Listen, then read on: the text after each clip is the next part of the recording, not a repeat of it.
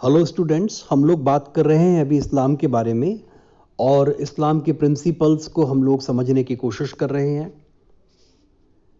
अपने पिछले लेक्चर में मैंने आप लोगों को बताया था कि 5 ऐसे काम हैं जो हर मुसलमान को करना आवश्यक है। पहला काम है कलमा ए तौहीद, दूसरा काम है नमाज जिसे पढ़ना आवश्यक बताया गया है, तीसरा काम है रोज़ा रखना। तो वर्ष में 1 महीने का उपवास या रोज़ा रखना पड़ता है हर मुसलमान को। यह वह तपस्या है जिसमें पूरे दिन मुसलमानों को प्रत्येक प्रकार का खाना पीना बंद रखना पड़ता है। आफताब यानी सूरज के छुपने पर ही मुसलमान अपना रोज़ा खोलते हैं। मुसलमान रात में खा पी सकते हैं। रमज़ान का महीना मुस्लिम वर्ष का 9वां महीना होता है। रमज़ान का अरबी में जो मतलब है उसका मतलब होता है शरीर को जलाना। तो पूरे महीने रोज़ा रखकर मुसलमान अपने शरीर को जलाते हैं, इसीलिए उसका नाम रमज़ान रखा गया है। उपवास ये माना गया कि पापों को नष्ट करता है, मन को शुद्ध करता है और सभी के लिए रोज़ा रखना, उपवास रखना लाजिमी है, कंपलसरी है। लेकिन बच्चे, गर्भवती महिलाएं, बीमार और वृद्ध व्यक्तियों को रोज़ा रखना आवश्यक नहीं है। ये कहा जाता है कि रमज़ान के महीने में स्वर्ग का द्वार खुल जाता है, नरक का द्वार बंद हो जाता है और शैतानी शक्तियों को बंद कर दिया जाता है।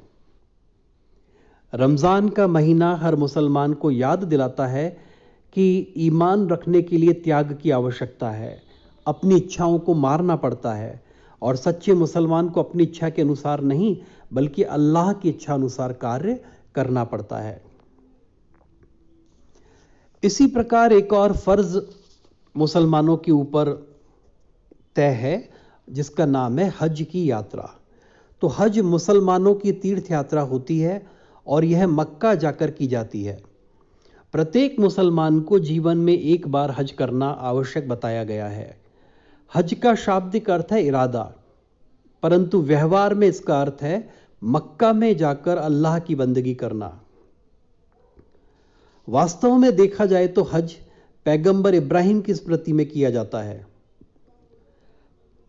नबी इब्राहिम आजन्म एकेश्वरवादी रहे और उस एकेश्वरवाद को अस्तित्व में रखने के उद्देश्य से ही मोहम्मद साहब ने काबा दर्शन व उसकी पूजा को प्रमुखता दी। इसलिए उसकी ओर यानी पश्चिम में मगरिब में मुंह कर नमाज पढ़ी जाती है। नबी इब्राहिम अल्लाह के आदेश को मानते हुए अपने पुत्र इसहाक को भी बलि चढ़ाने को तैयार हो गए थे। अतः इसी नबी के प्रति सर्वस्व त्याग के साथ विश्वास और निष्ठा के समर्पण हेतु ही हज की प्रथा चलती आ रही है। हज की समाप्ति अराफात पर्वत पर समाप्त होती है। वहां पर हज यात्री इस पर पहाड़ी की तरफ पत्थर फेंकते हैं क्योंकि मोहम्मद साहब ने इसे शैतान का प्रतीक बताया था और उनका अंतिम प्रवचन भी यहीं पर हुआ था। इसी प्रकार एक और फर्ज या एक और कर्तव्य जकात। जकात का शाब्दिक अर्थ होता है बढ़ना, परंतु व्यवहार में इसका अर्थ दान से लिया जाता है।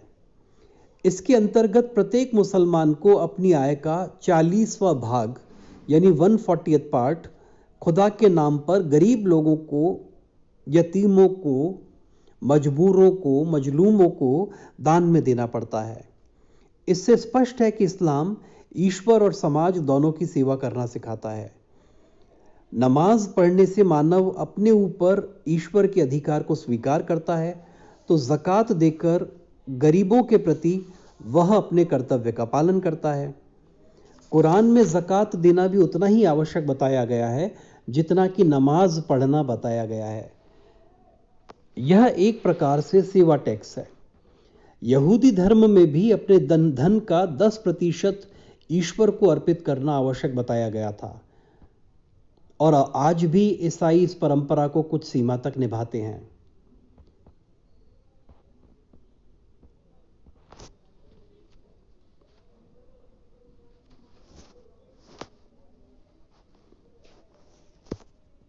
तो विद्यार्थियों, आप लोग उम्मीद है मुझे ये व्याख्यान को सुन रहे होंगे और कई सारी जिज्ञासाएं आपके मन में उत्पन्न होंगी इनको सुनकर, और उन जिज्ञासाओं का शमन हम करते रहेंगे अपने आगे के व्याख्यानों में। तो आप लोग सुनते रहिए। और आप सभी लोगों से गुजारिश है कि कोरोना को आप हल्के से मत लीजिए। हमारे आदरणीय प्रधानमंत्री महोदय और हमारे यशस्वी मुख्यमंत्री महोदय बार बार अपील करते हैं आपसे कि कोरोना से आप अपने आप को बचा कर रखें, 2 गज की दूरी का पालन करें, हमेशा मास्क लगा कर रखें और बार बार अपने हाथ साबुन से धोते रहें। तो मेरा आपसे निवेदन है कि आप हमारे माननीय मुख्यमंत्री महोदय और हमारे प्रधानमंत्री महोदय की इन अपीलों का आदर करेंगे और स्वयं को भी कोरोना से बचाएंगे और अपने घर, परिवार और समाज को भी कोरोना से बचाकर एक जिम्मेदार नागरिक होने का कर्तव्य निभाएंगे। धन्यवाद।